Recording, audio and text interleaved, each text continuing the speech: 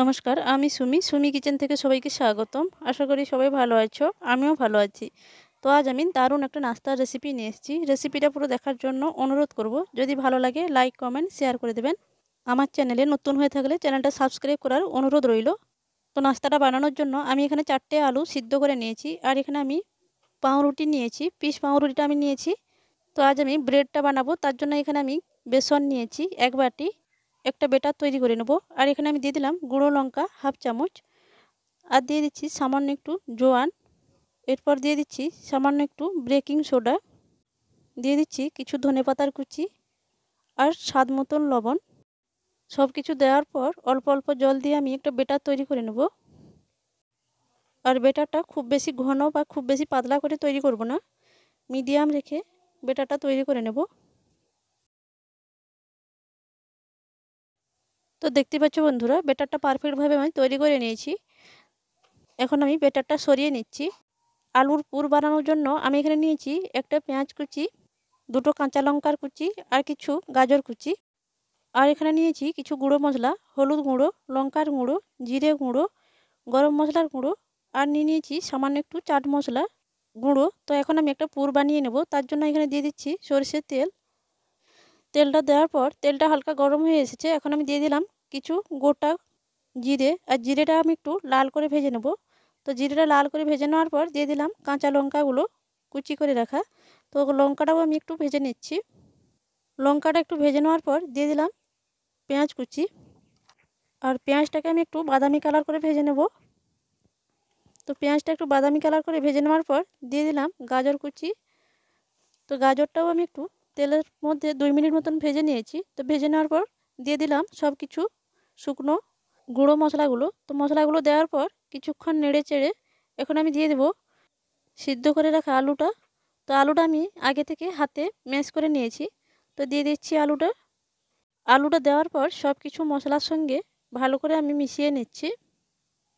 আর আমি আলুর পুরটা বানানোর জন্য যে যে মশলাগুলো দিয়েছি, তো সেই রকমভাবে তোমরাও যদি এই মশলাগুলো দিয়ে থাকো তাহলে আলুর পুরটা খুব সুন্দর স্বাদ হয়।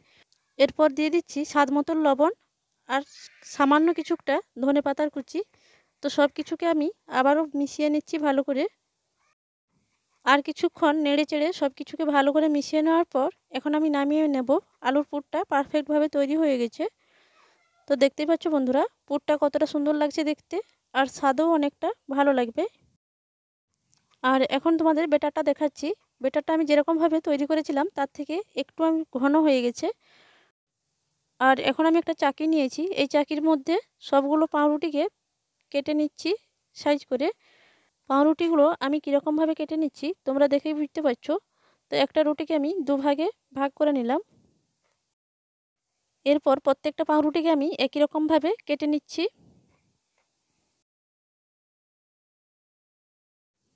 তো সবগুলো পাউরুটি একই রকমভাবে আমি কেটে নিয়েছি, তো দেখতেই পাচ্ছ। তো এখন আমি আলুর পুরটা নিয়েছি, আর একটা পাউরুটির পিস নিয়ে নিয়েছি। তো এরপর আমি পুরটা দিয়ে খুব ভালো করে চারধারে আমি ছড়িয়ে নিচ্ছি। পুরটাকে খুব ভালো করে চারপাশ লাগিয়ে নিচ্ছি। তো চারপাশ দিয়ে দেওয়ার পর আর একটা যে পিস পাউরুটি আছে, তো সেটাকেও আমি উপর থেকে বসিয়ে দিচ্ছি। আর একটা পাউরুটি নিয়ে বসিয়ে দেওয়ার পর হালকা একটু আমি চেপে দিচ্ছি, দেখেই বুঝতে পারছো। তো এখন সাইড থেকে যে পুরটা বেরিয়ে এসেছে সেটাকে আমি চামচের সাহায্যে ভালো করে সাইজ করে দিচ্ছি। তো একটা নাস্তা আমার বানানো হয়ে গেছে। তো এখন আমি আরও একটা বানিয়ে দেখাচ্ছি তোমাদের।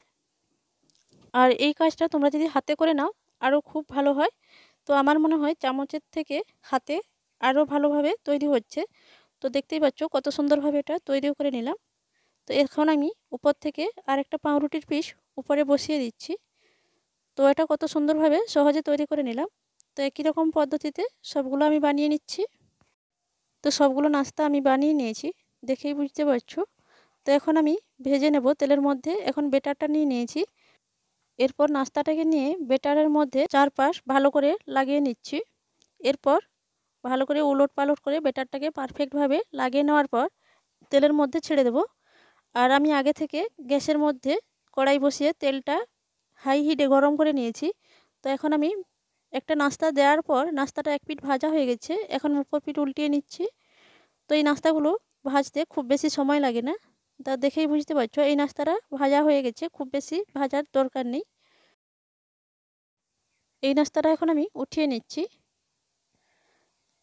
তো আবারও আমি একটা নাস্তা একই রকমভাবে বেটারে দিয়ে তেলের মধ্যে ছেড়ে দিলাম।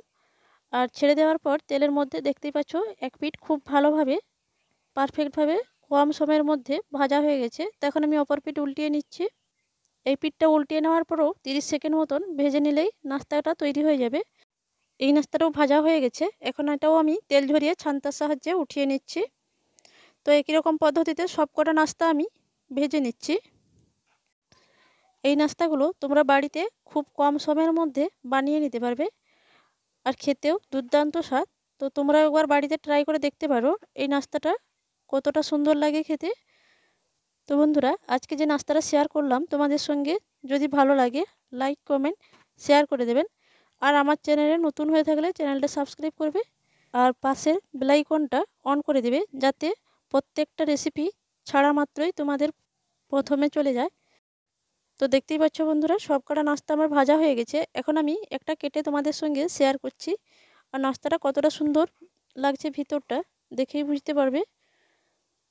তো একটা নাস্তা আমি কেটে নিয়েছি, আর দেখতেই পাচ্ছ বন্ধুরা ভিতরটা কত সুন্দর লাগছে। তো বন্ধুরা, আমার চ্যানেলে এতক্ষণ থাকার জন্য আর পুরোটা রেসিপি দেখার জন্য অনেক ধন্যবাদ। পরবর্তী ভিডিও দেখার জন্য আমন্ত্রণ রইল। ততক্ষণ ভালো থাকবেন, সুস্থ থাকবেন।